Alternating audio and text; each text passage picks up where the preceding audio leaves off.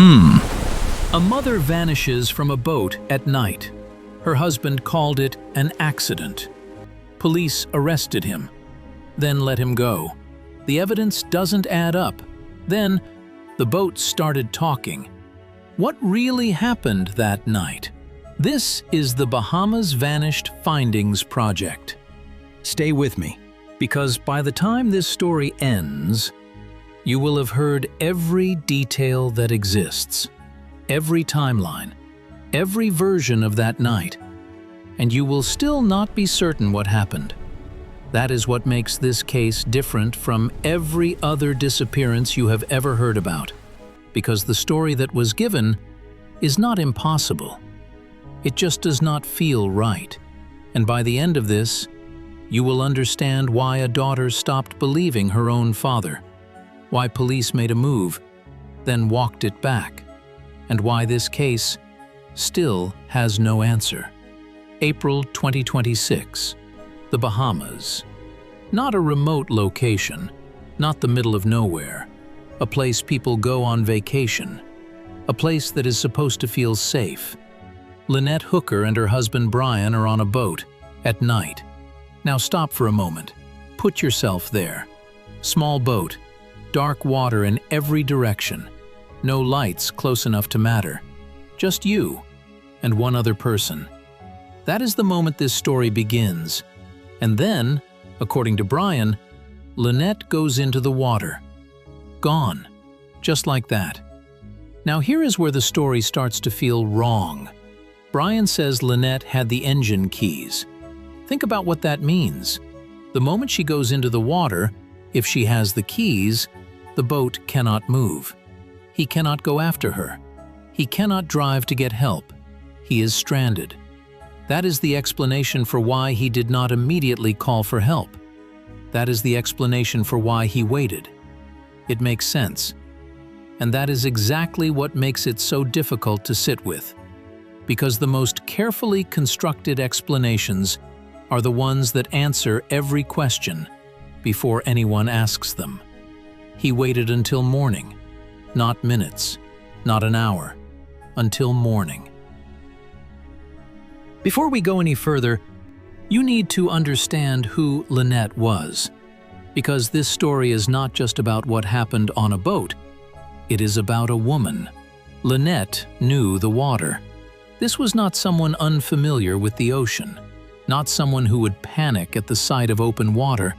She had a life, a family, a daughter who loved her, and that daughter is still waiting for answers. Not because the case is complicated, but because the one version of that night that exists does not feel like her mother.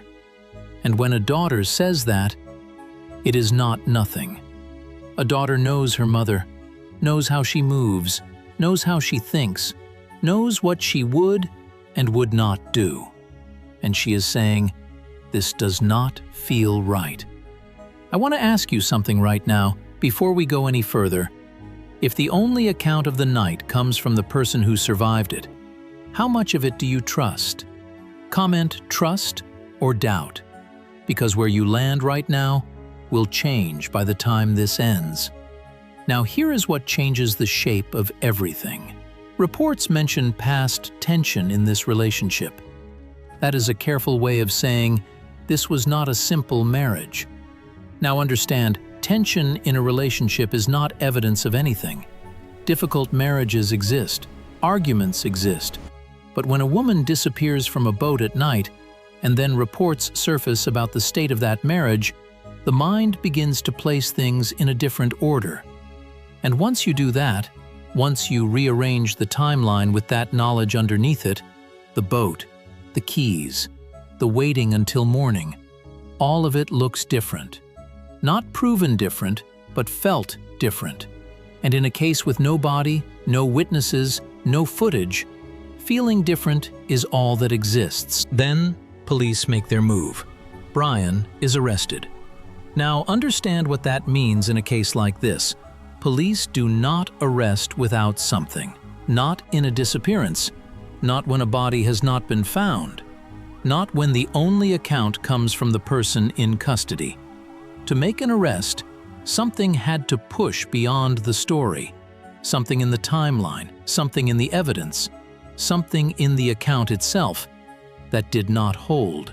For a moment, it looked like the truth was about to surface. And then, he is released. No charges filed, just like that. And now something uncomfortable exists. Two things that do not belong together, living in the same case. The first thing, not enough evidence to charge him. The second thing, enough concern to arrest him. Those two things do not belong together. And yet, here they are. Which means one of two things is true. Either the system worked and an innocent man was released, or the truth exists somewhere that the evidence has not reached yet. And Lynette is still in the water, waiting for one of those two things to be decided. But here is what stays with me longest. Not the arrest, not the release, not the keys, not the waiting. Her daughter. A daughter who lost her mother and does not believe the story of how it happened. Think about what that means to carry. Not just grief. Grief with doubt inside it. Because grief with an answer, as devastating as it is, gives you something to hold. But grief with a question, grief where the story does not feel complete, that does not end. It just waits. The same way Lynette is still waiting, somewhere in that water, with no one coming. So here is where this ends. Not with an answer, not with closure, with a question that this case cannot resolve. If you were that daughter, knowing what you know, feeling what she feels, what would you do next? Because she cannot unhear the story, she cannot unfeel the doubt. And the ocean does not give back what it takes. Lynette Hooker is still missing, and this story is not finished. Be honest with me right now. After everything you just heard, do you believe this was an accident? Or do you believe something happened on that boat that only one person fully knows? Comment, accident, or something happened. I read and reply to every single one within 24 hours, and if this story stayed with you, share it with one person. Not for this channel, for Lynette, because she deserves more people asking questions. Subscribe to Lightwheel Global, because some stories do not end. They just wait for someone to keep telling them.